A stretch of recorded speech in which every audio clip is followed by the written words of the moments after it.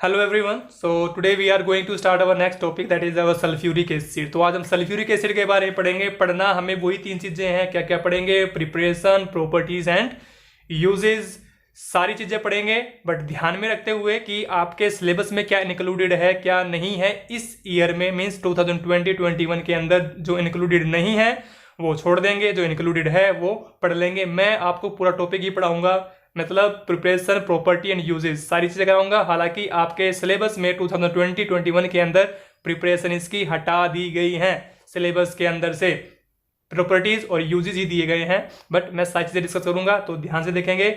Sulphuric acid के बारे में डिस्कस करते हैं। तो सल्फ्यूरिक एसिड, सबसे पहले फॉर्मूला क्या होता है? फॉर्मूला इसका होता है H2SO4। ठीक है, पढ़नी क्या है? पढ़नी वही तीन चीजें हैं, बट सबसे पहले हम क्या चीज पढ़ेंगे? इसकी प्रिपरेशन पढ़ेंगे। प्रिपरेशन में हर बार आपको दो तरीके से बताता आया हूं। पहले किससे? Laboratory preparation. दूसरी कौन सी? कमर्शियल या फिर इंडस्ट्रियल प्रिपरेशन। ठीक है, लेबोरेटरी में ये कैसे बनेगा, कमर्शियली कैसे बनेगा। कमर्शियल इसका नाम भी काफी फेमस है, जिसको हमने क्या नाम दे सेलन रखते हैं? Contact process. बड़ी ही फेमस प्रोसेस है, जिसके हेल्प से हम क्या बनाते हैं? अपना H2SO4 बनाते हैं। तो सबसे पहले हम लेबोरेटरी में पढ़ेंगे। लेबोरेटरी में पढ़ने के लिए आप खुद सोचिए कि आप H2SO4 कैसे बना सकते हो। आपने ये रिएक्शन कई बार पढ़ी होगी, SO3 plus H2O gives you H2SO4। इससे पहले पढ़ी होगी SO2 plus water gives you H2SO3। But क्या ये डायरेक्टली हो सकती है? ये रिएक्शन डायरेक्टली हो सकती है, बट ये पॉसिबल नहीं है डायरेक्टली। रीजन क्या है? क्योंकि SO3 आपकी नेचर में नहीं मिलती, ये हमें बनानी पड़ती है। हालांकि SO2 आपको अवेलेबल होती है, सल्फर डाइऑक्साइड अवेलेबल होता है, बट SO3 अवेलेबल नहीं होती। SO3 में बनानी पड़ती है। और वो कैसे बनती है? SO2 प्लस O2 से क्या बनता है? SO3 बनता है। किसकी प्रेजेंस में? V2O5 की प्रेजेंस में, जो कि सेकेंड स्टेप होता है कौन सी प्रोसेस का? कॉन्टैक्ट प्रोसेस का। तो कहने का मतलब क्या है? SO3 चाहिए बट SO3 अवेलेबल नहीं है, तो ये रिएक्शन डायरेक्टली नहीं हो सकती। तो डायरेक्टली हम इसको नहीं बना सकते। तो फिर दूसरा मेथड क्या है हमारे पास बनाने का? हाँ, दूसरा मेथड से हम बना सकते हैं। वो क्या है? उसके लिए ध्यान देंगे, मैं प्रिपरेशन वही करने वाला हूं, लेबोरेटरी प्रिपरेशन जो हम कर रहे हैं। किसकी? H2SO4 की। सबसे पहले इस प्रिपरेशन के अंदर तीन स्टेप इन्वॉल्व हैं। कितने स्टेप इन्वॉल्व हैं? तीन स्टेप इन्वॉल्व हैं। और तीन में सबसे पहले जो हमें करना है, हमें NO से पहले क्या बनाना पड़ेगा? NO2 बनाना पड़ेगा। ठीक है, सबसे पहले हम क्या बनाएंगे? NO2, क्योंकि NO2 से भी आप क्या बना सकते हो? SO3 बना सकते हो, क्योंकि आपको पता है NO2 प्लस SO2 से क्या बन सकता है? आपका SO3 बन सकता है। ठीक है, तो SO2 का यूज करके NO2 से हम क्या बना सकते हैं? SO3। तो मैं वही चीज करने वाला हूं यहां। तो मैंने क्या किया? मैंने सबसे पहले स्टेप में क्या बनाया? NO2 बनाया। रिएक्शन को आप बैलेंस कर सकते हैं। बैलेंस करने के लिए यहाँ 2 से मल्टीप्लाई कर देंगे, यहाँ 2 से मल्टीप्लाई कर देंगे, चेक कर लेंगे। N2 हो गए, N2 हो गए, और कितने हो गए? 4। यहाँ भी कितने हो गए? 4। That is our first step of laboratory preparation. Second step में क्या होगा? जो NO2 बना है, स्टेप नंबर सेकेंड, जो NO2 बना है, ये NO2 रिएक्शन करे किसके साथ? SO2 के साथ, और क्या बन जाए? SO3 बन जाए। मैंने क्या कहा? NO2 जो यहां बना है, ये रिएक्शन कर जाए किसके साथ? SO2 के साथ, तो क्या बन जाए? SO3। बट साथ में क्या निकलेगा? साथ में आपका निकलेगा नाइट्रिक ऑक्साइड, जो कि फर्स्ट स्टेप में यूज हुआ है। अब ये वापस चला जाएगा और फिर से NO2 बनाएगा, फिर NO2 SO3 में कन्वर्ट करके फिर से, मतलब ये प्रोसेस चलती रहेगी। इससे यील्ड आपको क्या मिलेगी? ज्यादा मिलेगी। अब क्या करना है? अब जो आपके पास SO3 बचा है, ये वाला, अब ये SO3 यूज करना है क्या बनाने के लिए? H2SO4 बनाने के। थर्ड स्टेप में क्या होगा? SO3 फॉर्म्ड हेयर प्लस क्या मिला दीजिए? वाटर, क्या बन जाएगा? H2SO4 बन जाएगा। तो SO3 आप ऐसे भी बना सकते हैं, या SO3 आप SO2 प्लस O2 V2O5 की प्रेजेंस में भी क्या बना सकते हो? SO3। ये बहुत ही ज्यादा कंट्रोल्ड हो जाती है, बट इसके लिए, और एक्सपेंसिव भी ज्यादा हो जाती है, बट ये एक्सपेंसिव कम पड़ती है। और दूसरी बात ये है, हमें लैब में टेस्ट कर सकते हैं बड़े आराम से। आपको नाइट्रिक ऑक्साइड, NO2 और वाटर, सारी चीजें आराम से मिल जाएंगे। तो यहाँ पे आपको अरेंजमेंट कंस्ट्रक्शन करने की जरूरत नहीं है किसी की भी अरेंज किसी भी तरह की, तो ये आराम से लैब में आपकी हो जाएगी। तो इसीलिए लेबोरेटरी मेथड में आपको ये प्रिपरेशन याद रखनी है, प्रिपरेशन फ्रॉम नाइट्रिक ऑक्साइड। ठीक है, नाइट्रिक ऑक्साइड से क्या बनाना है, H2SO4 बनाना है। That is our laboratory preparation, किसकी, H2SO4 की। ये बन गया यहां, बात समझ आई। नेक्स्ट पे आ जाइए। नेक्स्ट क्या है आपकी, नेक्स्ट है कमर्शियल प्रिपरेशन। कमर्शियल प्रिपरेशन के लिए भी आपको मैं बता दूं, हालांकि आपके सिलेबस में इंक्लूडेड नहीं है बट फिर भी याद रखेंगे। क्या याद रखेंगे, कमर्शियल प्रिपरेशन दो तरीके से हो सकती है। कौन कौन सी हो सकती है, एक याद रखेंगे लेड चैम्बर प्रोसेस। क्या याद रखेंगे, लेड चैम्बर प्रोसेस या लेड चैम्बर मेथड जैसे भी याद रख सकते हैं। और दूसरा कौन सा याद रखेंगे, कॉन्टैक्ट, जो मैं थोड़ी पहले लिखी थी, कॉन्टैक्ट प्रोसेस। कॉन्टैक्ट प्रोसेस से और लेड चैम्बर प्रोसेस से, दोनों मेथड से आप बना सकते हैं। आपके एनसीईआरटी सिलेबस में ये गिवन है, आपके एनसीईआरटी सिलेबस में ये गिवन है, ये गिवन नहीं है। बट इसके लिए भी मैंने स्क्रीन पे, आप चेक करेंगे स्क्रीन पे दोनों फिगर आ गए होंगे। एक लेड चैम्बर प्रोसेस का भी आ गया होगा और एक आपका कॉन्टैक्ट प्रोसेस का भी आ गया होगा। ठीक है, बट मुझे जो डिस्कस करना है, मुझे करना है कॉन्टैक्ट प्रोसेस डिस्कस, क्योंकि आपके एनसीईआरटी बुक में कॉन्टैक्ट प्रोसेस ही दिया गया है। ठीक है, so let's start now commercial preparation of H2SO4। So now we will discuss contact process, contact process preparation of H2SO4। सबसे पहले मैं इसका आपका थ्योरेटिकल पार्ट बताऊंगा, फिर मैं फिगर की हेल्प से आपको समझाऊंगा कि फिगर के अंदर क्या क्या स्टेप हुए हैं और क्या क्या किस किस तरीके से ये चीजें कन्वर्ट हुई हैं। कॉन्टैक्ट प्रोसेस के अंदर कितने स्टेप्स हैं टोटल इसके अंदर भी कितने स्टेप है, 3 स्टेप है। लेबोरेटरी में कितने स्टेप थे, 3 स्टेप थे। फर्स्ट स्टेप में वहां क्या बना था, NO2 बना था। सेकंड स्टेप में NO2 से SO3 बना था। थर्ड स्टेप में SO3 प्लस वाटर क्या बन गया था, H2SO4। यहां भी 3 स्टेप में पूरी होती है आपकी कॉन्टैक्ट प्रोसेस। सबसे पहला स्टेप, सबसे पहले स्टेप में क्या प्रोवाइड करना है, सबसे पहले स्टेप में आपकी SO2 बनती है। क्या बनती है, SO2। कैसे बनेगी SO2, सभी ने पढ़ रखा है, सल्फर प्लस ऑक्सीजन। अगर मैं कहता हूं तो क्या बनेगा मेरे पास बनेगा SO2। क्या बनेगा, SO2। मैंने प्रीवियस लेक्चर में भी आपको बताया था, प्रीवियस लेक्चर में आपने देखा होगा तो वहां मैंने बताया था S प्लस O2 से क्या मिलता है आपको, SO2 प्लस SO3 मिलता है। यहां 6 से 8% क्या बनती है, SO3 बनती है। तो मतलब मिक्सचर बनता है, बट मैं अप्रोक्सीमेट या ये कह दूं मैक्सिमम टाइम या मैक्सिमम अमाउंट में क्या बनता है, SO2 बनता है। तो इसीलिए मैं इसको नेग्लेक्ट कर लेता हूं, नेग्लिजिबल मान लेता हूं। तो मेरे पास क्या बना फर्स्ट स्टेप में बना SO2। कैसे बना होगा, जब सल्फर को क्या किया गया होगा, बर्न किया गया होगा in the presence of oxygen. ठीक है, ये चीज और भी ध्यान रखनी है कि जरूरी नहीं कि आप सल्फर ही यहां यूज करें, यहां आप कोई भी सल्फाइड और भी यूज कर सकते हैं। ठीक है, सल्फर अगर आपको डायरेक्टली सल्फर मिले तो सल्फर यूज कर लीजिए, सल्फर ना भी मिले तो सल्फाइड और से भी आप क्या बना सकते हो, SO2 बना सकते हो। क्योंकि सल्फाइड और को भी अगर आप बर्न करोगे तो वो भी क्या बनाएगा, ऑक्साइड बनाएगा। तो that will be sulphur oxide. ठीक है, तो ये हो गया आपका फर्स्ट स्टेप। फर्स्ट स्टेप में क्या होना है, sulphur plus oxygen gives you SO2। Second step में क्या होना है, जो SO2 बना है उसको पकड़ लीजिए यहां। सेकंड स्टेप में क्या होना है, SO2। मैंने भी प्रीवियसली आपको बताया भी है कि SO2 से क्या बनाना है, SO3। क्योंकि हमें H2SO4 की प्रिपरेशन के लिए क्या चाहिए, SO3 चाहिए, ना कि SO2। क्योंकि SO2 से क्या बनता है, सल्फ्यूरस बनता है, सल्फ्यूरिक नहीं बनेगा। हमें सल्फ्यूरिक बनाना है तो SO2 in the presence of oxygen और कैटलिस्ट कौन सा यूज करें, V2O5। क्या बन जाएगा, ये बन जाएगा SO3। ध्यान देंगे, अभी यहां मुझे कई चीजें बतानी है।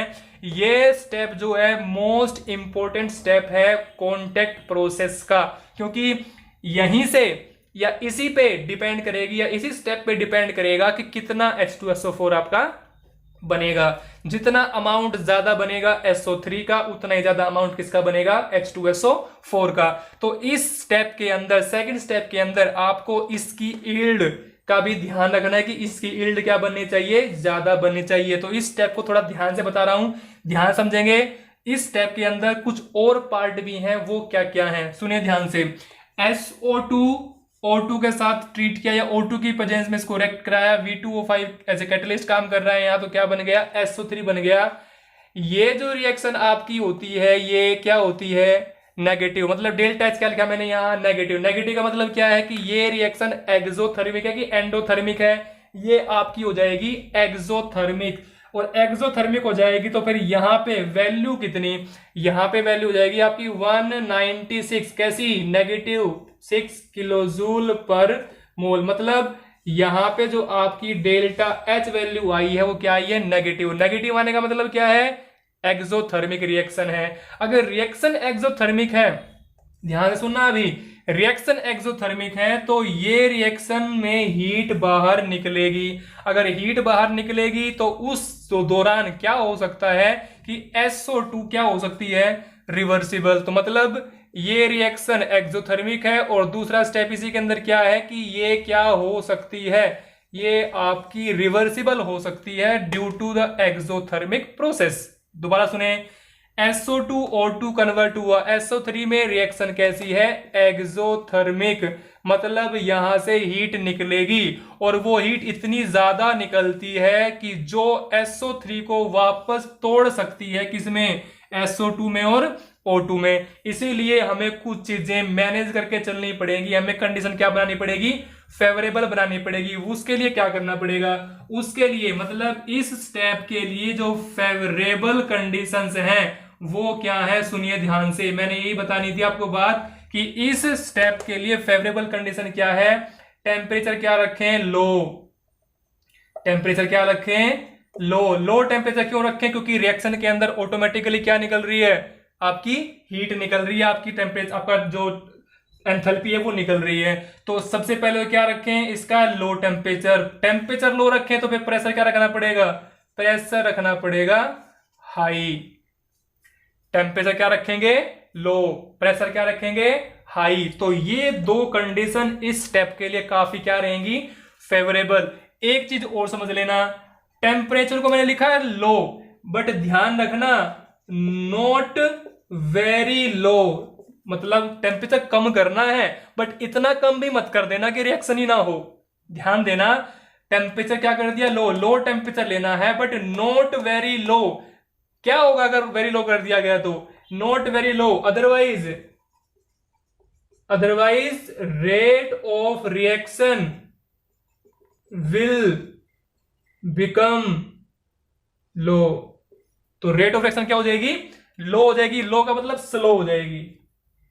ठीक है, दोबारा सुनिए मैंने क्या कहा, टेम्परेचर लो करना है मतलब कम करना है, बट नॉट वेरी लो, इतना भी कम मत कर देना, बहुत ज्यादा कम मत कर देना। अगर बहुत ज्यादा कम आपने कर दिया तो रेट ऑफ द रिएक्शन, मतलब जो रिएक्शन की होने की स्पीड है वो क्या हो जाएगी, स्लो हो जाएगी। बात समझ आ गई होगी। तो सेकंड स्टेप में आपको 3-4 चीजें याद रखनी है। पहली क्या याद रखनी है, कैटलिस्ट याद रखना है। कौन सा यूज होगा, V2O5 यूज होगा, क्या बनाने के लिए, SO2 से SO3 बनाने के लिए।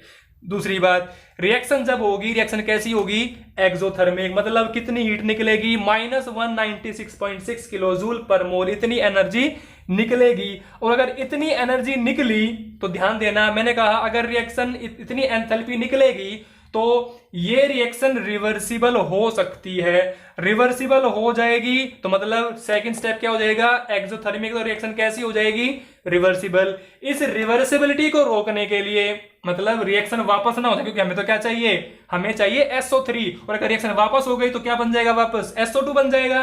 बट मुझे क्या रखना है, मुझे रखना है SO3।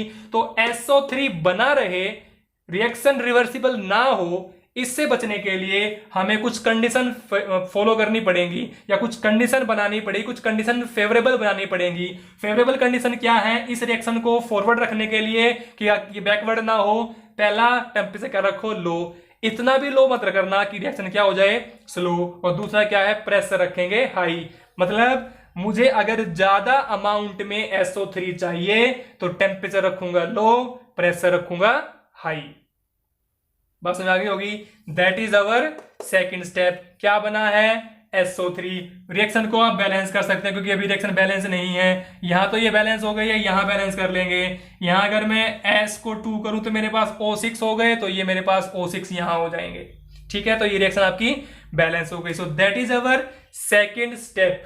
ये चीजें याद रखनी बहुत जरूरी है क्योंकि इस स्टेप से, सेकेंड स्टेप से क्वेश्चन बन सकता है। इसीलिए मैंने बार बार कह रहा हूं कि ये पार्ट आपको याद रखना है कि क्या एंथैल्पी निकलेगी, रिएक्शन रिवर्सिबल कब होगी, वाई द सेकेंड स्टेप, या ऐसे भी क्वेश्चन पूछा जा सकता है, why the second step of contact process is reversible. ये रिवर्सिबल ही क्यों है? क्योंकि रिएक्शन कैसी है? एक्सोथर्मिक। SO3 वापस टूट जाएगा, डिकम्पोज हो जाएगा किसमें? SO2 में और O2 में। What to do to stop the reversibility of the reaction? Reaction की रिवर्सिबिलिटी को रोकने के लिए क्या करें? ये कंडीशन फेवरेबल कर दीजिए। कौन कौन सी? Low temperature, high pressure. ठीक है, अगर आपने ये कर दिया तो ध्यान देना, अगर आपने ये कर दिया तो SO3 क्या बनेगा? ज्यादा बनेगा। अगर SO3 ज्यादा बना तो यील्ड भी क्या बनेगी? ज्यादा बनेगी, SO3 की भी और H2SO4 की भी। ठीक है, नाउ थर्ड स्टेप क्या है वो देख लीजिए एक बार। अब थर्ड स्टेप में क्या होगा?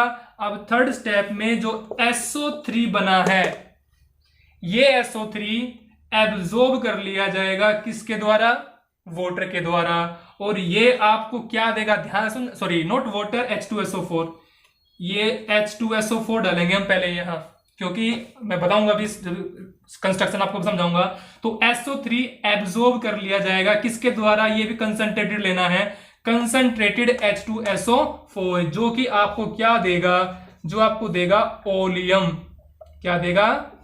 ओलियम देगा। ओलियम क्या होता है? H2S2O7। और ओलियम बनने के बाद फिर इसमें क्या डालना है? वाटर। और वाटर डालते ही 2 मॉलिक्यूल बनेंगे किसके? H2SO4 के। दोबारा समझिए मैंने क्या कहा। थर्ड स्टेप में क्या होगा? SO3 जो यहां बना है उसको मिक्स करना है, या वो एब्जॉर्ब कर ली जाएगी कंसंट्रेटेड H2SO4 के द्वारा।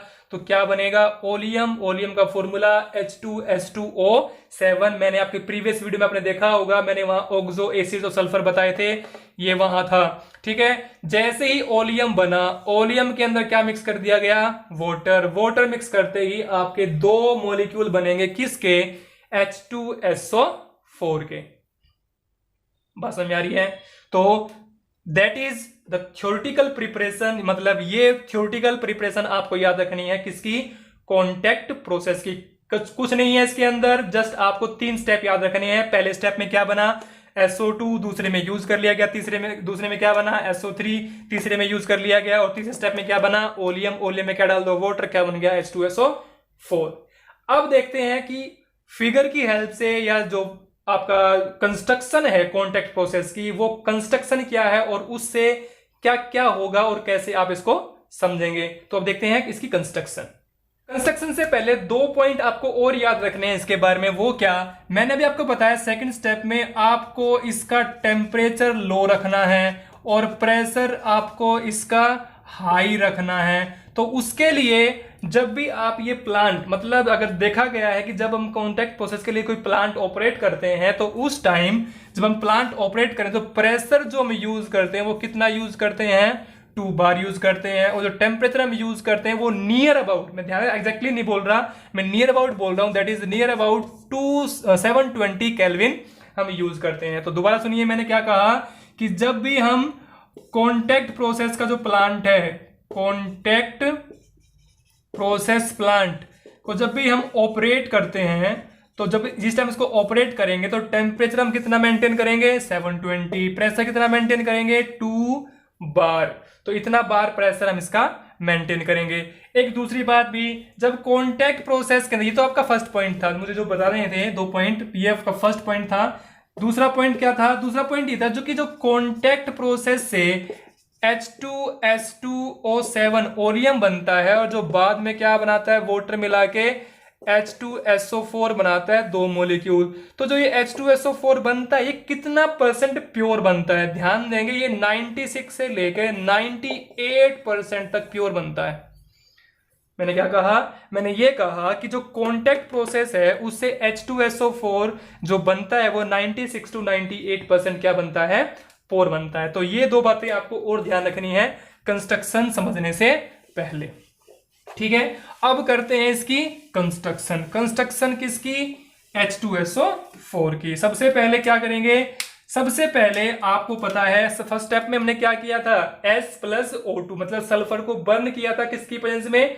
O2 की प्रेजेंस में। तो सबसे पहले ध्यान देंगे, मैं वन बाय वन सारे बनाऊंगा यहाँ। फर्स्ट स्टेप, फर्स्ट चैम्बर जो है आपका, इस चैम्बर में बाहर से हम क्या एंटर करेंगे, ऑक्सीजन। क्या एंटर करेंगे, ऑक्सीजन, या मैं लिख दूं यहां मैं एयर एंटर कर रहा हूं, एयर, एटमॉस्फेयर से एयर आ रही है, ठीक है। और यहां पर कुछ स्लॉट बनाए गए हैं, किसके लिए, सल्फर को रखने के लिए। तो यहां पे रखा गया है आपका सल्फर, तो यहां पे रखा गया है आपका सल्फर।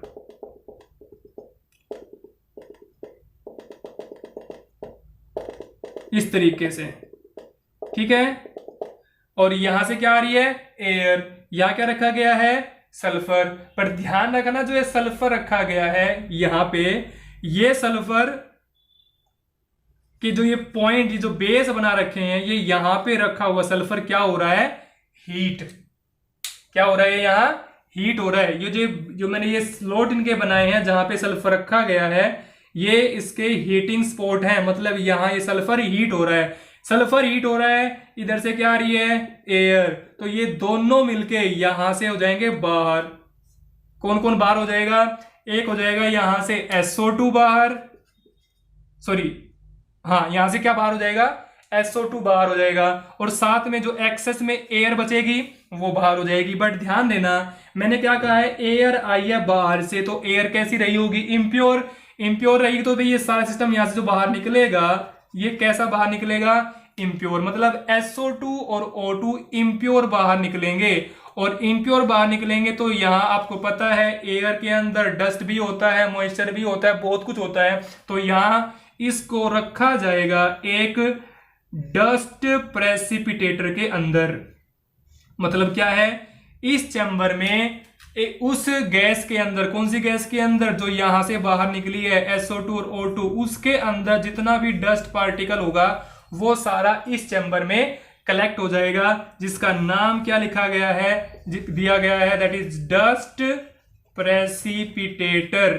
मतलब डस्ट प्रेसिपिटेट हो जाएगा, यहां इकट्ठा हो जाएगा यहां, ठीक है। फिर इसके बाद यहां से आगे चलते हुए ये जो SO2 और O2 गैस है ये आगे चलेगी तो आगे आपका एक चैम्बर आएगा, नेक्स्ट चैम्बर। अब इस चैम्बर में क्या होने वाला है ये ध्यान से देखना है। आपका फर्स्ट स्टेप यहां कंप्लीट हो चुका है, क्योंकि फर्स्ट स्टेप में मैंने क्या बताया था, स्टेप फर्स्ट क्या था, S+O2 से क्या बनेगा, SO2। तो यहां SO2 बन चुका है, उसमें से डस्ट अलग हो चुका है, डस्ट हमने अलग निकाल दिया डस्ट प्रेसिपिटेटर की हेल्प से। अब क्या करना है, अब यहां से जो अंदर जाएगी, यहां से अंदर कौन जाएगा, SO2 + O2। कहां से, जो ये जो यहां से ये आई थी, ठीक है, ये यहां से पहुंच गए इसके अंदर। इसके अंदर पहुंचने के बाद ध्यान से सुनना भी इसी को, ये गैस आ गई आपकी SO2 और O2। ऊपर से मैं प्रेस या स्प्रे करूंगा, प्रेस नहीं बोल रहा हूं मैं, स्प्रे करूंगा। स्प्रे किसकी करूंगा, ऊपर से यहां कर रहा हूं मैं वाटर की स्प्रे। किसकी स्प्रे कर रहा हूं, वाटर की स्प्रे कर रहा हूं, वाटर नहीं डाल रहा हूं, स्प्रे कर रहा हूं। जैसे आपने देखा होगा जो फर्टिलाइजर हम छिड़कते हैं तो उस तरीके से स्प्रे कर दी गई है ऊपर से। किसकी स्प्रे कर दी गई है, वाटर की। अब उससे क्या होगा, उससे ये होगा कि जो SO2 के साथ दूसरी रिएक्टिव गैसेज होंगी, क्योंकि जो एयर में आई होंगी, वो भी यहां से, या जो कुछ थोड़ा बहुत डस्ट पार्टिकल रह गया है, वो सारी की सारी जो गंदगी है या जो हैवी पार्टिकल्स है, वो सारे के सारे आहिस्ता आहिस्ता नीचे वाले आउटलेट से बाहर हो जाएंगे। ये निकलेगा यहां वेस्ट वाटर। ऊपर से डाला मैंने प्योर वाटर, यहां से क्या निकल जाएगा, नीचे से वेस्ट वाटर। आपका होगा कि सर SO2 क्यों नहीं निकलेगी, भाई SO2 यहां इसलिए नहीं निकली है क्योंकि SO2 जो है हम डस्ट प्रेसिपिटेटर से बाहर लेके आए हैं। तो हमने जो इंप्योरिटी थी, जो हैवी थी, वो तो हमने वैसे भी स्प्रे किया, वाटर मिक्स नहीं किया है, स्प्रे किया है। तो गैस यहां से कहां जाएंगी, ऊपर, और जो हैवी पार्टिकल होंगे वो नीचे से बाहर। अब जो गैस थी कौन कौन सी थी आपकी, SO2 और O2, ये अब नेक्स्ट चैम्बर में जाएंगी यहां से निकलते हुए। अब ध्यान देना, यहां SO2 O2 कैसी थी, इम्प्योर। अब यहां कुछ हद तक प्योर हो गई हैं। ध्यान देना, मैंने 100% प्योर नहीं बोला, कुछ हद तक प्योर हो गई हैं, क्योंकि डस्ट की जो कुछ पार्टिकल्स होंगे वो यहां से बाहर निकल जाएंगे। अब क्या होगा, अब इस चैम्बर में हमें क्या करना है, नेक्स्ट चैम्बर में हमें क्या करना है, जो नेक्स्ट चैम्बर है उसमें अब आपको पता है सल्फर के साथ SO2 के साथ कुछ वाटर के मॉलिक्यूल ऐड हो गए होंगे, अगर वाटर के मॉलिक्यूल के साथ कुछ ऐड हो गए होंगे तो हमें उस वाटर के मॉलिक्यूल को क्या करना पड़ेगा, अलग अलग करने के लिए हम क्या करेंगे, हम यहां से स्प्रे कर देंगे किसकी, कंसंट्रेटेड H2SO4 की। ये क्यों, क्योंकि ये एक बेस्ट डिहाइड्रेटिंग क्या होता है, एजेंट। मैंने आपको प्रीवियस लेक्चर में बताया है, कंसंट्रेटेड H2SO4 एक बेस्ट डिहाइड्रेटिंग एजेंट होता है। मतलब यहां से जो SO2 आई होगी, ठीक है, इसके अंदर गई जाएगी। अब इसके अंदर क्या आ गई, यहाँ SO2 और O2। अब इसके अंदर SO2 O2 आ गई, आने के बाद वो यहां से बाहर निकलेगी। बट उससे पहले मैंने क्या कर दिया, स्प्रे कर दी। किसकी स्प्रे कर दी, यहां भी स्प्रे की गई है H2SO4 की। तो यहां से जो भी वाटर इसके अंदर रह गया होगा, क्योंकि यहां वाटर के बीच में से निकल के आई थी, और जो भी कुछ वाटर इसके अंदर रह गया होगा वो वाटर यहां से निकल जाएगा बाहर। किसके साथ मिलके, एसिड के साथ मिलकर। तो यहां से बाहर निकलेगा वेस्ट H2SO4 या वेस्ट एसिड आप लिख सकते हैं। पहले क्या निकला था बाहर, वेस्ट वाटर, अब बाहर क्या निकला है, वेस्ट H2SO4। जिसके स्प्रे करेंगे वो वेस्ट बन के नीचे से बाहर निकलता रहेगा। अब जो यहां से ध्यान देंगे, अब जो यहां से SO2 और O2 निकलेगी, अब वो यहां से कैसी निकलेगी, वो विद वाटर निकलेगी या ड्राई निकलेगी। तो यहां से अब जो बाहर निकलेगी तो वो SO2 और O2 कैसी निकलेगी, ड्राई। तो ड्राई मतलब विदाउट वाटर, उसके अंदर वाटर नहीं है, अब वो निकलेगी बाहर। अब उससे पहले हम एक और चैम्बर से उसको पास आउट करेंगे, और वो चैम्बर, दो चैम्बर से हम पास आउट करेंगे। एक चैम्बर यहां मैंने लगाया, अब मैं नाम बताऊंगा इनके क्या क्या नाम है यहां, और इसके साथ में ही एक चैम्बर और लगा देता हूं मैं, ये चैम्बर। तो मतलब दो चैम्बर के बीच में से निकलेगी। अब दो चैम्बर क्या है, फर्स्ट लगाया गया है प्यूरिफायर।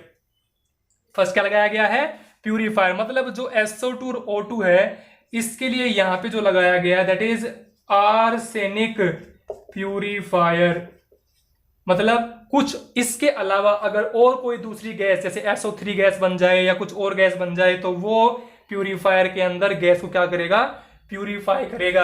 और जो आर्सेनिक प्यूरिफायर होता है, इसके अंदर यहाँ आयरन ऑक्साइड प्रेजेंट होता है जिलेटिन की फॉर्म में। तो जो चीजें होंगी वो जिलेटिन की फॉर्म में वहां उसके साथ चिपक जाएंगी।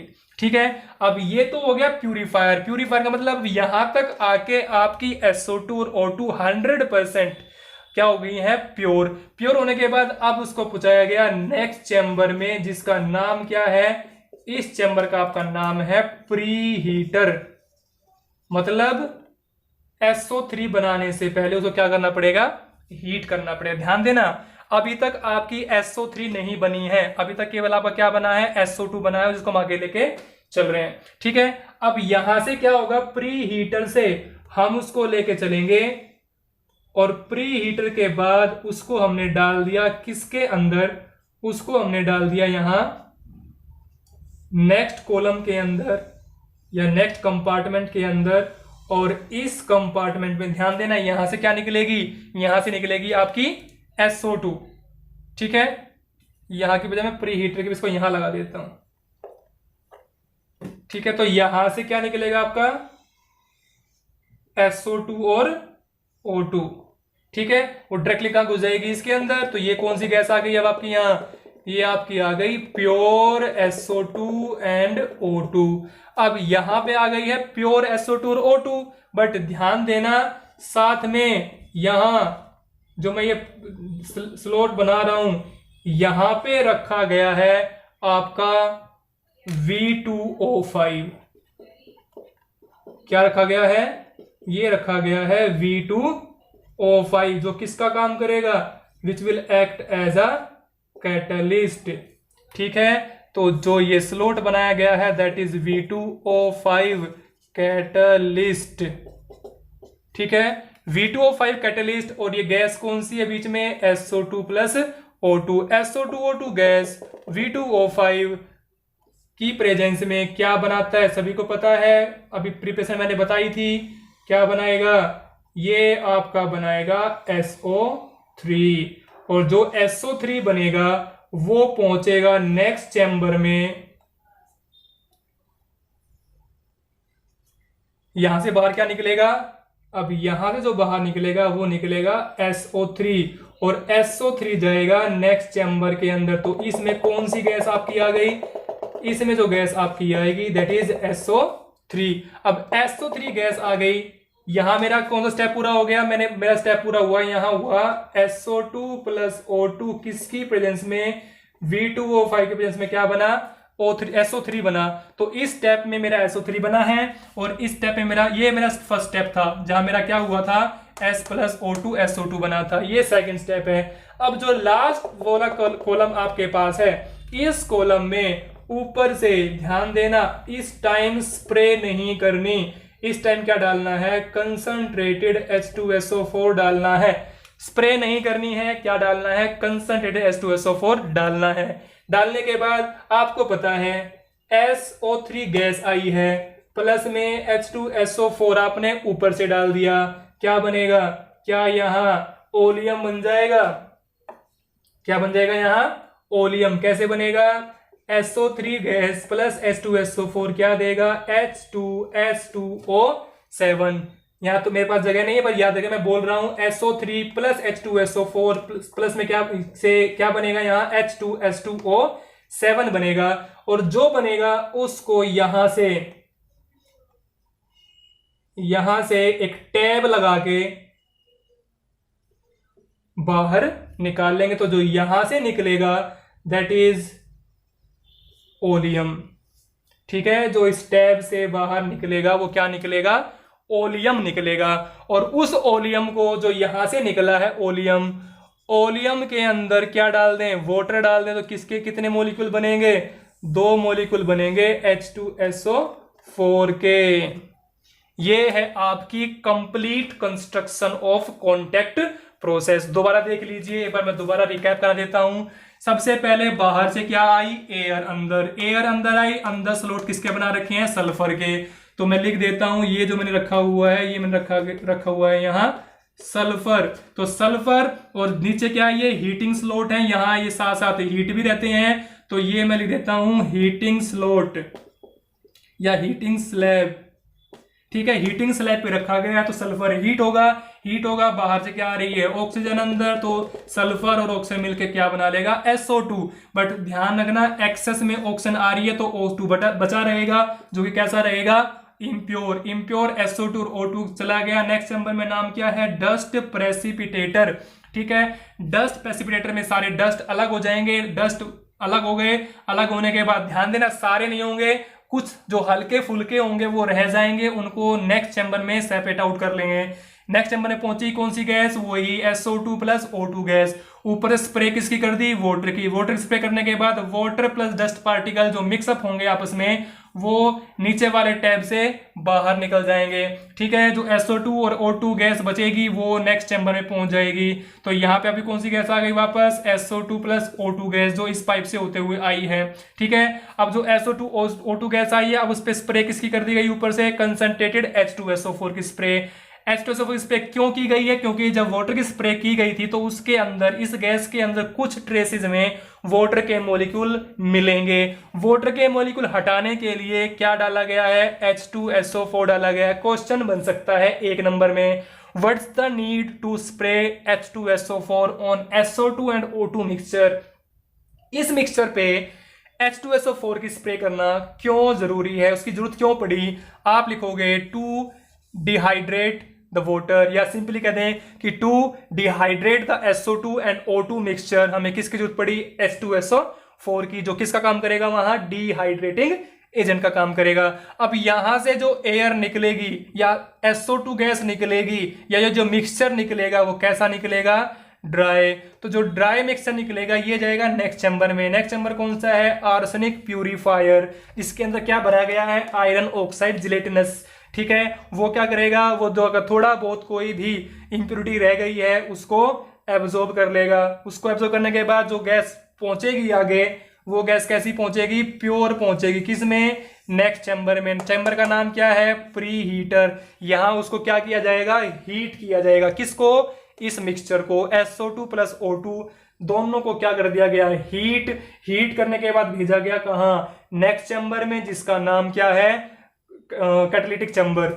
इसका नाम क्या है, कैटालिटिक, लिख लेंगे यहां कैटालिटिक चैम्बर। तो इस चैम्बर में भेजा गया। कैटालिटिक चैम्बर क्यों बोला गया, क्योंकि इसके अंदर क्या रखा गया है आपका, इसके अंदर रखा गया है आपका कैटलिस्ट। तो ये चैम्बर है आपका कैटालिटिक चैम्बर। इस चैम्बर में V2O5 की प्रेजेंस में SO2 प्लस O2 मिक्स होकर क्या बनाएगा, SO3। तो यहां से फिर बाहर क्या निकलेगी, SO3 बाहर निकली है। लास्ट चैम्बर में पहुंच गए। लास्ट चैम्बर में आपको क्या ऐड करना है, H2SO4 ऐड करना है। किसके अंदर, SO3 के अंदर। रिएक्शन क्या होगी, रिएक्शन ये हो जाएगी SO3 plus H2SO4 gives you H2S2O7, ठीक है, जिसका नाम क्या है, ओलियम। यहां से बाहर टैब की हेल्प से बाहर क्या निकाल लेंगे, ओलियम। और लास्टली क्या करेंगे, फिर जो ओलियम बना है उस ओलियम के अंदर क्या मिक्स कर देंगे, वाटर। क्या बन जाएगा, 2 मॉलिक्यूल निकल जाएंगे बाहर H2SO4 के। ठीक है, ध्यान में क्या रखना है, जो ये H2SO4 बनेगा ये 96 से लेकर 98% तक प्योर बनेगा। बात को समझ में आई, दोबारा सुनिए, मैंने कहा H2SO4 formed here is 96 to 98% pure. ठीक है, तो प्योरिटी के मामले में भी कॉन्टैक्ट प्रोसेस ठीक रहती है, क्योंकि प्योरिटी भी नियर अबाउट 100% के ही है। हालांकि 98% तक बन सकती है, बट हम बोल सकते हैं कि अप्रोक्सीमेटली कितने परसेंट प्योर है, 100% प्योर। ठीक है, so that is the construction and that is our preparation. कौन सी preparation, contact process. Now let's start with the property of H2SO4। Property की बजाय आप प्रॉपर्टीज कर लेना, प्रॉपर्टीज ऑफ H2SO4 दो तरीके की होती हैं, जैसे कि हर कंपाउंड में बताता आया हूं आपको। सबसे पहले कौन सी पढ़ेंगे, फिजिकल, फिर कौन सी पढ़ेंगे, केमिकल प्रॉपर्टी। फिजिकल प्रॉपर्टी वो कुछ बेसिक सी प्रॉपर्टी है जो उनकी फिजिकल आउटलुक देख के पता कर सकते हैं क्या क्या। जैसे कि सबसे पहले प्रॉपर्टी क्या है इसकी, H2SO4 का क्या कोई कलर होता है, नहीं होता है, तो क्या होगा, इट इज कलरलेस। ठीक है, लिक्विड होता है कि सॉलिड होता है, गैस होता है, सॉलिड होता है, सॉरी लिक्विड होता है। तो लिक्विड, बट कैसा लिक्विड, आपने जब कभी केमिस्ट्री लैब के अंदर अपना H2SO4 देखा होगा तो वो आपको एक ट्रांसपेरेंट सा लिक्विड नजर आएगा, बट उसकी डेंसिटी मतलब इन कंपैरिजन ऑफ वाटर वो थोड़ा सा डेंस ज्यादा होता है, जस्ट लाइक मस्टर्ड ऑयल की तरह होता है। तो आप क्या लिख सकते हैं यहां कि ये कलरलेस होता है, डेंस होता है और ऑयली लिक्विड होता है। मतलब लिक्विड भी कैसा, ऑयली। ठीक है, तो ये आपका फर्स्ट पॉइंट हो गया कि H2SO4 कलरलेस होता है, डेंस होता है और ऑयली लिक्विड होता है। नेक्स्ट क्या होता है, इसकी होती है स्पेसिफिक। अगर डेंस होगा तो स्पेसिफिक ग्रेविटी चेंज हो जाएगी। ये स्पेसिफिक ग्रेविटी कितनी बन जाएगी, specific gravity of H2SO4 is 1.84। कितनी हो जाती है, 1.84। किस टेम्परेचर पर, एट 298 केल्विन, मतलब रूम टेम्परेचर पे। ठीक है, तो रूम टेम्परेचर पे क्या हो जाएगी, स्पेसिफिक ग्रेविटी 1.84। कई बच्चों का क्वेश्चन आता है कमेंट बॉक्स में कि सर स्पेसिफिक ग्रेविटी क्या होती है, तो स्पेसिफिक ग्रेविटी बता दूं। स्पेसिफिक ग्रेविटी जो होती है, जो कंपाउंड आपको गिवन है, जैसे कि क्या दिया गया है H2SO4, क्या लिखेंगे, अब आप यहाँ पे डेंसिटी ऑफ H2SO4 को डिवाइड कर दीजिए डेंसिटी ऑफ वाटर के साथ, क्योंकि हम जो स्टैंडर्ड जो हम रेफरेंस लेके चलते हैं वो वाटर का ही एग्जांपल लेके चलते हैं। तो density of H2SO4 divide by density of water divide कर दीजिए, यही आपकी क्या कहलाती है, स्पेसिफिक ग्रेविटी। तो what is specific gravity, specific gravity is a ratio of, या it is density of H2SO4 divide by density of water. ठीक है, तो ये आपकी क्या होती है, स्पेसिफिक ग्रेविटी। अगर स्पेसिफिक ग्रेविटी है, डेंस है, लिक्विड है, तो जाहिर सी बात है कुछ फ्रीजिंग पॉइंट भी रहा होगा, कुछ बॉइलिंग पॉइंट भी रहा होगा। तो जो इसका फ्रीजिंग पॉइंट होता है दैट इज 283 केल्विन। कितना होता है, 283 kelvin. What about its boiling point then, जो बॉइलिंग पॉइंट इसका होता है वो होता है 611 kelvin. Freezing point 283 kelvin, boiling point 611 kelvin. अच्छा, क्या ये वाटर में सोल्यूबल होता है, H2SO4 क्या वाटर में डिसॉल्व हो सकता है, बिल्कुल हो सकता है, क्योंकि इसके पास H है, O है, तो लिख सकते हैं यहां डिसॉल्व इन वाटर। बट आपने देखा होगा जब आप इसको वाटर में डिसॉल्व करते हो तो वो बर्तन, वो वेसल बहुत ही ज्यादा क्या हो जाता है, गर्म हो जाता है। ठीक है, तो क्या लिखोगे, dissolve in water with evolution of large amount of heat, तो वहां से बहुत ज्यादा हीट निकलती है, इसीलिए वो बर्तन ज्यादा गर्म हो जाता है। तो आप इस रिएक्शन को क्या बोल सकते हो कि जब भी आप वाटर के अंदर डिजोल्व करोगे, डिजोल्व इन वाटर, वाटर में डिजोल्व करोगे तो रिएक्शन कैसी होती है, एक्सोथर्मिक होती है, इसीलिए बर्तन क्या हो जाता है, गर्म हो जाता है। ठीक है, कितने पॉइंट हो गए, 1 2 3 4 5, एक 6 पॉइंट और लिख सकते हो आप यहां कि ये नेचर में कैसा होता है, कोरोसिव इन नेचर। इस बात का मतलब क्या है कि अगर आपके स्किन पे कहीं भी, कपड़ों पे कहीं भी गिर जाता है तो ये उसको जला के नष्ट कर सकता है, मतलब उसको जला सकता है। That is corrosive in nature. Skin पे अगर डल गया तो, स्किन पे अगर गिर गया तो स्किन को डैमेज कर देगा, कपड़ों पे गिर गया कपड़े डैमेज हो जाएंगे, पेपर पे गिर गया पेपर डैमेज हो जाएगा। ठीक है, क्योंकि it is a king of acid. ठीक है, इसीलिए इसको किंग ऑफ एसिड बोला जाता है। ठीक है, तो दैट इज ऑल अबाउट ये 5-6 points, they are enough for the physical properties. तो ये पॉइंट किसके हो गए, फिजिकल प्रॉपर्टी के। अब क्या पढ़ना है हमें, अब हमें पढ़ना है इसकी केमिकल प्रॉपर्टी। केमिकल प्रॉपर्टी से क्वेश्चन बनता है, तो ध्यान से समझेंगे कि केमिकल प्रॉपर्टी क्या होती है H2SO4 की। तो केमिकल प्रॉपर्टी के लिए सबसे पहले आपको पता ये करना है कि इसकी केमिकल प्रॉपर्टी किस किस कारण, या इसकी जो केमिकल रिएक्शन है वो किस किस से अफेक्ट होती है। तो मैं यहां लिख रहा हूं कुछ बातें। तो केमिकल प्रॉपर्टी पढ़ेंगे अभी हम H2SO4 की। तो मैं यहां एक लाइन लिख रहा हूं, उसके बारे में बताऊंगा कि chemical reaction of H2SO4 is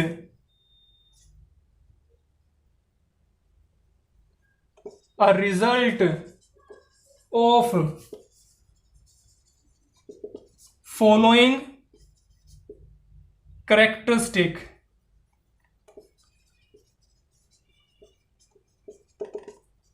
मतलब क्या, इस बात का सुनिए ध्यान से कि जो केमिकल रिएक्शन होती है H2SO4 की, वो एक रिजल्ट है फॉलोइंग कैरेक्टरिस्टिक। मैं कुछ कैरेक्टरिस्टिक लिखूंगा, उनके कारण ही इसकी क्या बनती है, केमिकल रिएक्शंस बनती है। जिसमें सबसे पहला पॉइंट क्या है, लो वोलेटिलिटी। मतलब लो वोलेटिलिटी के कारण इसकी केमिकल रिएक्शन बनती है। वो ज्यादा बनती है कम बनती है वो हम चेक करेंगे। हालांकि ये लेस वोलेटाइल है, इवन देन जब ये रिएक्शन करता है किसी मेटल सोल्ट के साथ तो ये हाईली वोलेटाइल कंपाउंड बनाता है। ठीक है, दूसरा पॉइंट क्या है, इसका स्ट्रॉन्ग एसिडिक नेचर। मतलब due to the strong acidic nature भी इसकी जो केमिकल रिएक्शंस हैं वो बहुत ही ज्यादा होती हैं। ठीक है, तीसरा पॉइंट क्या है, स्ट्रॉन्ग एफिनिटी विद वाटर। मतलब वाटर के साथ इसकी एफिनिटी क्या है, स्ट्रॉन्ग। मतलब बहुत ही जल्दी ये इसके अंदर रिएक्ट कर जाता है, बहुत ही जो फास्ट रिएक्शन शो करता है, बहुत ही जल्दी डिसॉल्व हो जाता है। तो it is having strong affinity with water. ठीक है, और फोर्थ प्रॉपर्टीज की क्या है कि ये क्या होता है, एक स्ट्रॉन्ग OA होता है। स्ट्रॉन्ग OA का मतलब क्या है, स्ट्रॉन्ग ऑक्सीडाइजिंग एजेंट। ठीक है, और एक लास्ट पॉइंट, मैं फिफ्थ पॉइंट लिख देता हूं इसके लिए, स्ट्रॉन्ग या एक बेस्ट क्या होता है, ये मैंने भी थोड़ी देर पहले बताया भी था, बेस्ट डिहाइड्रेटिंग एजेंट। मतलब कहीं से वाटर निकालना हो क्या डाल दो, H2SO4। तो ये 4-5 प्रॉपर्टी या कैरेक्टरिस्टिक्स हैं जो इसकी केमिकल रिएक्शंस को फेवर करती है, या कह सकते हैं कि इनकी जो केमिकल रिएक्शंस हैं वो सारी की सारी इन बातों पे डिपेंड करती है, या इनके कारण उसकी केमिकल रिएक्शन होती है। ठीक है, 1 बाय 1 मैं डिस्कस करूंगा इसके सारे पॉइंट। कुछ और पॉइंट भी हैं, वो क्या पॉइंट है, ये तो हो गई इसकी जनरल कैरेक्टरिस्टिक्स कह सकते हैं, या ये वो पॉइंट हैं जिनके कारण इसकी केमिकल रिएक्शन होती है। लो वोलेटिलिटी के कारण, वोलेटिलिटी पता होगा सभी को, वोलेटाइल क्या होते हैं, which can easily convert into vapours. But H2SO4 vapour नहीं बनाता, क्यों, क्योंकि अभी भी हमारी फिजिकल प्रॉपर्टी में पढ़ा क्या होता है, डेंस होता है। Strong acidic nature, king of acid बोला गया है। स्ट्रॉन्ग है तो किसी भी कंपाउंड के साथ जल्दी ही रिएक्टिव हो जाएगा। Strong affinity with water, water के साथ बहुत ही हाईली एफर्वेसेंस, या एफर्वेसेंस कहूं, या हाईली रिएक्टिव होता है, रेडली अटैक करता है, रेडली रिएक्ट करता है। स्ट्रॉन्ग ऑक्सीडाइजिंग एजेंट, कहीं भी ओ ऐड करना हो इसको डाल सकते हैं, कहीं से वाटर निकालना हो इसको डाल सकते हैं। तो मतलब मल्टीपर्पज एसिड है, ठीक है। बट इसके अलावा भी और कुछ पॉइंट है, और वो पॉइंट क्या है वो मैं अभी डिस्कस करने वाला हूं। तो ध्यान से देखेंगे, वीडियो को पूरा देखेंगे तभी पॉइंट समझ में आएंगे, अदरवाइज स्किप करके देखोगे समझ में नहीं आएंगे। नेक्स्ट पॉइंट क्या है कि अगर मैं क्या लेके चलूं इसका एक्वस सॉल्यूशन, या मैं इसको अगर एक्वस सॉल्यूशन में लूं, किसको, H2SO4। In aqueous solution H2SO4 dissociate into ions, ये आयंस में डिसोसिएट होगा और ये अपने दोनों हाइड्रोजन लूज कर देगा। बट ध्यान देना, दोनों हाइड्रोजन लूज करेगा, एक स्टेप में नहीं करेगा, 2 स्टेप में करेगा। कैसे टूटेगा ये, H2SO4 का एक्वस सॉल्यूशन बनाना है, मतलब क्या डाल दिया इसके अंदर, वाटर डाल दिया, क्या होगा, ये क्या है, एसिड। तो फिर ये किसका काम करेगा, ये बेस का काम करेगा। बेस की टेंडेंसी या बेस की एबिलिटी क्या होती है, टू अट्रैक्ट H पॉजिटिव। तो ये यहां से क्या अट्रैक्ट कर लेगा, H पॉजिटिव, क्या बनाएगा, H3O पॉजिटिव प्लस, फिर यहां क्या रह जाएगा, एक H तो चला गया तो एक क्या रह गया H, तो क्या बन जाएगा HSO4 नेगेटिव। ये तो होगा फर्स्ट स्टेप में, मतलब मैंने कहा ना कि H2SO4 डिसोसिएट होगा आयंस में, और इसके आयन कौन कौन से बनते हैं, H2SO4 के 2 आयन बनते हैं, एक तो क्या बनेगा H2SO4 नेगेटिव और 2 क्या बनेंगे H पॉजिटिव। एक H पॉजिटिव तो निकल गया, किसने कौन लेके गया, वाटर। अब दूसरे स्टेप में क्या होने वाला है, ये HSO4 नेगेटिव फिर से उठ के आएगा, कैसे HSO4 नेगेटिव, फिर से क्या लेंगे एक वाटर, फिर से क्या होगा, ये क्या है एसिड, ये क्या है बेस, तो ये क्या करेगा, फिर से यहां से क्या खींच लेगा H पॉजिटिव, क्या बना लेगा H3O positive plus SO4 2 negative, ठीक है। तो ये चीज चेक करेंगे अब आप यहां कि यहां पे ये जो काम हुआ है कितने स्टेप में हुआ है, 2 स्टेप में। फर्स्ट स्टेप में एक H अलग हो गया, दूसरे स्टेप में दूसरा H अलग हो गया, तो इसीलिए 2 आयन बने हैं। एक तो क्या बना है HSO4 2 नेगेटिव और एक H यहां लिया गया है, एक H यहां लिया गया है, तो 2 क्या निकल गए H पॉजिटिव। बट ये काम कब होगा, ये काम होगा जब इसको हम एक्वस सॉल्यूशन बनाना चाहेंगे, जब इसको हम वाटर के अंदर डिसोल्व करना चाहेंगे। यहां जो बात समझने की है वो बता दूं, क्वेश्चन क्या बनता है यहां से। फर्स्ट स्टेप फर्स्ट की जो के यहां क्या है, एसिडिक कांस्टेंट। ए का मतलब यहां एसिड से है, के का मतलब यहां कांस्टेंट से है। ये क्या है आपका Ka2 है। इस स्टेप के लिए Ka1 चलेगा, इस स्टेप के लिए Ka2 चलेगा, मतलब ये फर्स्ट स्टेप का Ka, ये सेकंड स्टेप का Ka। ध्यान रखना फर्स्ट स्टेप का जो Ka होता है, मैंने क्या कहा, जो फर्स्ट स्टेप है और इसका जो Ka होता है ये मोर होता है। मोर मतलब ये बहुत ज्यादा होता है, बट ये स्टेप का Ka क्या होता है, लेस होता है। फर्स्ट स्टेप का Ka कितना होता है, Ka जो इस फर्स्ट स्टेप का होता है वो मोर देन 10 होता है, और मोर देन 10 मतलब 10 स्टैंडर्ड मान रखा है वहां, तो 10 से ज्यादा है। और अगर Ka ज्यादा होता है तो ये स्टेप जो है ये ज्यादा एसिडिक स्टेप है। बात समझ आ गई। तो मतलब इस केस में एसिड जो है वो ज्यादा एसिडिक था, मतलब in this case there is more tendency to lose H positive. इस केस में H पॉजिटिव फास्ट निकलेगा instead of second case. Second case में H पॉजिटिव निकलेगा जरूर, बट फर्स्ट स्टेप के मुकाबले देरी से निकलेगा। वर्ड सुनना मेरे ध्यान से, मैं क्या बोल रहा हूं, मैं बोल रहा हूं फर्स्ट स्टेप में H पॉजिटिव जल्दी निकलेगा, और जो H पॉजिटिव जल्दी निकलेगा तो एसिडिक स्ट्रेंथ ज्यादा। सेकंड स्टेप में H पॉजिटिव देरी से निकलेगा तो एसिडिक स्ट्रेंथ कम। कितनी होती है, Ka आपका ग्रेटर देन 1 होता है, बट सेकंड स्टेप में जो Ka2 आपका होता है दैट इज 1.2 इंटू 10 की पावर -2 इसके बराबर होता है। 1.2 10 की पावर -2 जो बहुत कम हो गया, यहां तो 10 से भी ज्यादा और यहां 1.2 10 की पावर -2 है, तो मतलब ये बहुत ही कम हो गया। ठीक है, Ka ज्यादा Ka कम। इसी कंसेप्ट के ऊपर मैंने क्या कहा, Ka ज्यादा Ka कम, इसी कंसेप्ट के ऊपर एक आपका जनरल कंसेप्ट बनता है, ध्यान रखना, मोर the value of Ka stronger will be the acid. ये कंसेप्ट वर्ल्ड वाइड याद रखना किसी भी एसिड के लिए, मतलब जितनी ज्यादा के ए वैल्यू होगी उतना ही ज्यादा क्या होगा, उतना स्ट्रोंग क्या होगा, एसिड। या फिर आप ये लिख लीजिए K A directly proportional to acidic strength, मतलब के ए ज्यादा एसिडिक स्ट्रेंथ ज्यादा, के ए कम एसिडिक स्ट्रेंथ कम, मतलब K A directly proportional to acidic strength. ठीक है, इन द सेम वे ये आपने पढ़ रखा है 11th क्लास में इक्विलिब्रियम चैप्टर के अंदर, इसका बिल्कुल सेम तरीके से चलता है के बी का। के बी जो लिखते हैं वो बेस के लिए लिखते हैं, यहां ए लिखा तो एसिड के लिए, बी आ जाएगा बेस के लिए, वहां पर भी यही चीज होती है। More the value of K B stronger will be the base, less the value of K B weaker will be the base. बात समझ आ रही है? तो ये पॉइंट सभी एसिड के लिए याद रखना है। अगर किसी की के ए वैल्यू ज्यादा है तो उसका एसिडिक नेचर एसिडिक स्ट्रेंथ ज्यादा है, के ए वैल्यू कम है तो उसकी एसिडिक स्ट्रेंथ कम है। बात समझ आ गई? तो ये पॉइंट याद रखना है। उन 6 पॉइंट के अलावा, जो 6 पॉइंट मैंने पहले पीछे लिखवाए हैं उनके अलावा ये पॉइंट अलग से याद रखना है।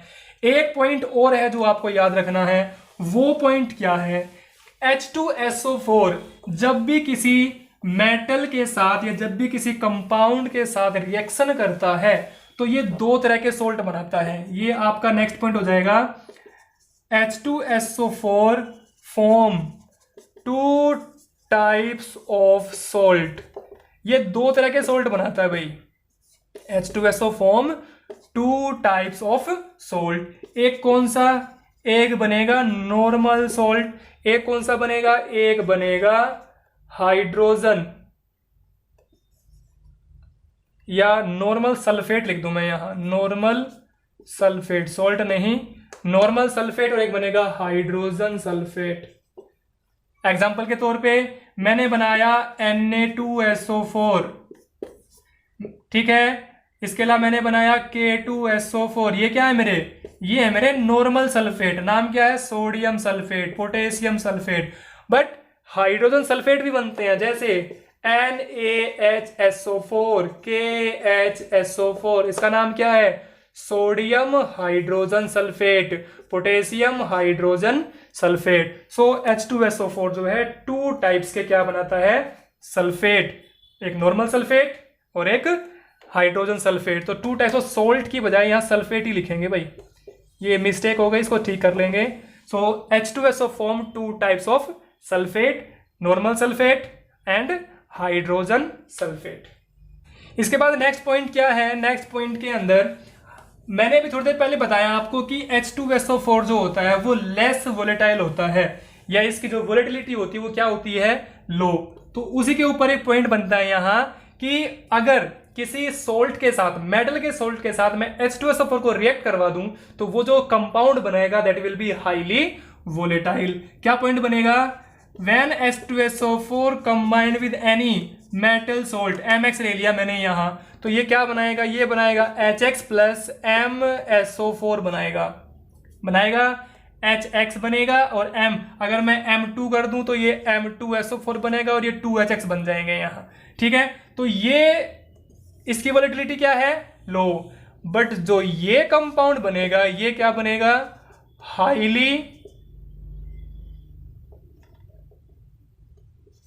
वोलेटाइल। क्या बनेगा, हाईली वोलेटाइल। यहां पे M कोई भी मेटल हो सकता है और X यहां पे फ्लोरीन, क्लोरीन और नाइट्रेट हो सकता है। बात समझ आ गई? इसके अलावा मैंने पॉइंट आपको बताया डिहाइड्रेटिंग एजेंट के तौर पे यूज होता है। डिहाइड्रेटिंग तो एजेंट के लिए आप जो रिएक्शन लिख सकते हैं, आपको पता है C12H22O11, ये आपका कार्बोहाइड्रेट है, ठीक है, या ये शुगर है आपकी, ठीक है। शुगर के अंदर अगर आप क्या मिला दो, H2SO4 मिला दो, तो इसके अंदर से एक भी वाटर मॉलिक्यूल नहीं बचेगा, सारे के सारे क्या हो जाएंगे, अलग हो जाएंगे। तो यहां हो जाएंगे आपका कार्बन कितने, 12, तो 12 तो बचेंगे कार्बन, और प्लस में आपके बचेंगे 11 वाटर मॉलिक्यूल, 11 2 22, हाँ, तो 11 क्या बचेंगे, वाटर मॉलिक्यूल। ठीक है, क्या हुआ है यहां, वाटर H2SO4 ने क्या किया, इसके अंदर जितने भी वाटर थे सबको माइनस कर दिया, act as a dehydrating agent. तो इसने इसको अलग कर दिया। ठीक है, तो यहां पे H2SO4 किसका काम कर रहा है? डिहाइड्रेटिंग एजेंट का काम कर रहा है। ठीक है, तो ये डिहाइड्रेटिंग एजेंट के तौर पे आप रिएक्शन आप यहां लिख सकते हैं। नेक्स्ट क्या है, मैंने एक पॉइंट और लिखवाया था वहां, वो क्या लिखवाया था? मैंने लिखवाया था कि H2SO4 एक स्ट्रॉन्ग ऑक्सीडाइजिंग एजेंट का भी काम करता है। उसके लिए आपके पास मैं 3 रिएक्शन लिखवाऊंगा कि जहां ये आपको लगेगा कि ये ऑक्सीडाइजिंग एजेंट का काम कर रहा है। जैसे सबसे पहले मैंने लिया Cu का एग्जांपल, फिर मैंने लिया S के साथ, फिर मैंने लिया कार्बन के साथ। Cu के साथ H2SO4, सल्फर के साथ H2SO4, कार्बन के साथ H2SO4। किस फॉर्म में? कंसंट्रेटेड। क्या बनेगा? यहां क्या क्या स्टेप होने वाले हैं, ध्यान में क्या रखना है? ये ऑक्सीडाइजिंग एजेंट है, इसके पास ऑक्सीजन जोड़ेगा। क्या बनेगा? यहां बनेगा CuSO4, SO2 and water. Copper sulphate, copper के पास O नहीं था, आ गया। ऑक्सीडाइजिंग एजेंट है, खुद का क्या होना है? रिडक्शन। खुद के पास ऑक्सीजन कितने हैं? 4, कितने रह गए? 2, खुद का क्या हो गया? रिडक्शन। नेक्स्ट क्या है? सल्फर के साथ, सल्फर के साथ करूंगा तो क्या बनने वाला है? SO2 बनेगा और वाटर बनेगा। ध्यान दें, इसके पास O नहीं है, क्या O आ गई है? बिल्कुल। इसका क्या हो गया? ऑक्सीडेशन। बट इसका खुद का क्या हो गया? खुद कैसा एजेंट है ये है ऑक्सीडाइजिंग एजेंट। तो होना क्या है? रिडक्शन। रिडक्शन हो गया। इसके पास O4 थे, कितने रह गए? 2 रह गए। ठीक है, नेक्स्ट किसके साथ है? कार्बन के साथ। कार्बन के साथ क्या बनेगा? बिल्कुल जैसे ऊपर बना है, CO2 plus H2O plus SO2। ये आपका बनेगा किसके साथ? कार्बन के साथ। C के साथ O नहीं था, क्या आ गया? O आ गया, मतलब क्या हो गया इसका? ऑक्सीडेशन। बैलेंसिंग कर लेंगे, बैलेंसिंग में कंफ्यूज मत होना, वो आप 10th क्लास का हिट एंड ट्रायल मेथड आप अप्लाई कर सकते हैं। So according to these 3 reactions ये प्रूव हो जाता है कि H2SO4 जो है वो आपका क्या है? एक स्ट्रॉन्ग ऑक्सीडाइजिंग एजेंट है। कई बार कॉम्पिटिटिव एग्जाम में क्वेश्चन पूछते हैं कि जो H2SO4 की ऑक्सीडाइजिंग एबिलिटी है वो कितनी ज्यादा है और कितनी कम है 2 कंपाउंडों के से, फॉस्फोरिक एसिड से और नाइट्रिक एसिड से। तो मैं आपको बता दूं कि जो H2SO4 की एसिडिक स्ट्रेंथ है, sorry not acidic strength, oxidising strength है, वो आपकी फॉस्फोरिक और नाइट्रिक के बीच में आती है। मतलब अगर मैं ऑक्सीडाइजिंग स्ट्रेंथ की बात करूं तो ऑक्सीडाइजिंग स्ट्रेंथ H2SO4 की बीच में आती है किसके? फॉस्फोरिक एसिड H3PO4 और नाइट्रिक एसिड HNO3। मतलब फॉस्फोरिक एसिड और नाइट्रिक एसिड के बीच में ऑक्सीडाइजिंग स्ट्रेंथ लाई करती है किसकी? H2SO4 की। ठीक है, और ये भी कब है? ये भी तब है जब हम इसके कंसंट्रेटेड फॉर्म में लेते हैं। ठीक है, और इसको क्या कर लेते हैं? इसको हॉट कर लेते हैं। तो hot concentrated H2SO4 is moderately oxidizing agent and placed in between H3PO4 and HNO3। ठीक है, तो ये इन दोनों के बीच में इसकी ऑक्सीडाइजिंग स्ट्रेंथ लाई करती है किसकी? H2SO4 की। ठीक है, so that is about the chemical property of H2SO4। Now we will discuss uses. Uses किसके? इसी के यूजेस ऑफ H2SO4 की अब हम बात करेंगे कि what are the uses of H2SO4। ठीक है, तो यूजेस बात करेंगे। सबसे पहला यूज आपकी एनसीईआरटी बुक में बहुत सारे दे रखे हैं, बट आपको कुछ ही याद रखें। बट हाँ, याद आपको पढ़ने आपको सारे हैं, याद आपको लिमिटेड ही रखने हैं, क्योंकि कॉम्पिटिटिव एग्जाम में या आपके बोर्ड एग्जाम में एमसीक्यूज कहीं से ही पूछा जा सकता है। ठीक है, तो सबसे पहले कहाँ यूज करते हैं? हम यूज करते हैं फर्टिलाइजर्स के अंदर, in manufacturing of fertilisers. Next हम यूज कहाँ करते हैं? पेट्रोलियम की रिफाइनिंग में। कहाँ यूज करते हैं? रिफाइनिंग, पेट्रोलियम की रिफाइनिंग में। इसके अलावा पेंट आपने देखा होगा, डाइज आपने देखी होंगी, तो पेंट इंडस्ट्री में एंड डाई स्टफ्स, मतलब जो डाइज के स्टफ्स बनते हैं या पेंट्स बनते हैं उनके अंदर भी इसका यूज किया जाता है। नेक्स्ट इसकी प्रिपरेशन कहाँ है, डिटर्जेंट इंडस्ट्री के अंदर। डिटर्जेंट है। अगर आपने देखा होगा कभी कि 10th क्लास में इलेक्ट्रोप्लेटिंग करते हैं, ठीक है, इलेक्ट्रोप्लेटिंग करते हैं, गैल्वेनाइजेशन करते हैं, तो गैल्वेनाइजेशन करने से पहले, इलेक्ट्रोप्लेटिंग करने से पहले उस मेटल को क्लीन किया जाता है। तो वो किससे करते हैं, वो H2SO4 से करते हैं। For cleansing metals before electroplating, galvanising and एक वर्ड और यूज करते हैं, इनेमलिंग, मतलब इनेमल्स लगाना, ठीक है। तो जैसे दांतों के ऊपर कवरिंग जो होती है ना, उसका मतलब किसी के ऊपर कवरिंग चढ़ाना क्या कहलाता है, इनेमलिंग कहलाता है, ठीक है। तो इसके लिए भी मतलब मेटल को क्लीन करने के लिए हम किसका यूज करते हैं, इसका यूज करते हैं। घरों में बैटरी होती है, इन्वर्टर बैटरी जो बोलते हैं, तो स्टोरेज बैटरी के अंदर भी इसका यूज करते हैं, इन स्टोरेज बैटरीज। तो स्टोरेज बैटरी के अंदर भी हम इनका यूज करते हैं। और एक बहुत ही अच्छा है रिएजेंट, तो लेबोरेटरी रिएजेंट के तौर पे भी हम इसको यूज करते हैं, लेबोरेटरी रिएजेंट के तौर पे भी यूज करते हैं। और सोचिए और कहाँ हम H2SO4 का यूज करते हैं, ठीक है। आपने सराउंडिंग में ये सोचे कि हम इसको कहाँ कहाँ यूज करें। जरूरी नहीं कि आप क्रैम करें, जो बुक में लिखे हो वो क्रैम करें, आप अपने पॉइंट भी बना सकते हैं, क्योंकि जब आप अपने पॉइंट ज्यादा बनाते हैं तो आपको मार्क्स ज्यादा मिलते हैं, ठीक है।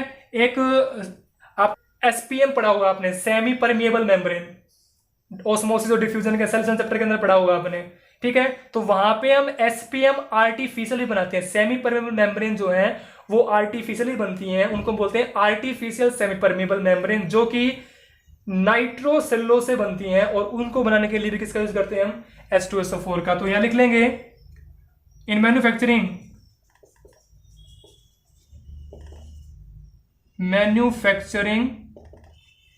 ऑफ नाइट्रोसेल्युलोज प्रोडक्ट्स, मतलब नाइट्रोसेल्युलोज प्रोडक्ट बनाने के लिए भी किसका यूज करते हैं हम, H2SO4 का। और ये सारे पॉइंट आपकी NCERT में दे रखे हैं, ठीक है। मैंने NCERT को ही फॉलो, मैं बार बार बोल रहा हूं, मैं स्ट्रिक्टली फॉलो कर रहा हूं NCERT को ही। उसके अलावा आप रेफरेंस बुक भी फॉलो कर सकते हैं, बट मैं NCERT को भी, आपको पता है बोर्ड का एक पेपर, कोई भी कॉम्पिटिटिव एग्जाम का पेपर NCERT से बाहर नहीं पूछा जाता। हवा बना रखा है सभी ने कि रेफरेंस बुक पढ़ लो, ये पढ़ लो, वो पढ़ लो। मैं तो कहता हूं 3 से 4 बार NCERT पढ़ लो, बेड़ा पार हो जाएगा, ठीक है। So that is all about H2SO4। ये आपने डिटेल में बताया। सबसे पहले मैंने प्रिपरेशन बताई, लेबोरेटरी, कमर्शियल, फिर मैंने प्रॉपर्टी बताई, फिजिकल, केमिकल, उसके बाद मैंने क्या बताया अब आपको, यूजेज। केमिकल प्रॉपर्टीज आपको थोड़ा ध्यान से पढ़नी है, क्योंकि जो इसकी केमिकल रिएक्शंस है वो 6 पॉइंट पे डिपेंड करती है। पहला लो वोलेटिलिटी, दूसरा उसका एसिडिक स्ट्रेंथ, एसिडिक करेक्टर, तीसरा उसका ऑक्सीडाइजिंग नेचर, चौथा उसका आपका डिहाइड्रेटिंग एजेंट, ठीक है। उसके अलावा आपकी वाटर के साथ रिएक्टिविटी, ठीक है, और एक्वा सॉल्यूशन में क्या, कैसे आयन में टूटता है। तो ये सारी प्रॉपर्टी आपको ध्यान रखनी है, क्वेश्चन बन सकता है, ठीक है। हालांकि प्रिपरेशन आपके सिलेबस में इस साल मतलब तो 2020-21 में नहीं है, बट आने वाले टाइम में सिलेबस के अंदर होगी, तो इसीलिए मैंने करवाई है, ठीक है। So that is all about H2SO4। मिलते हैं अपनी नेक्स्ट वीडियो में।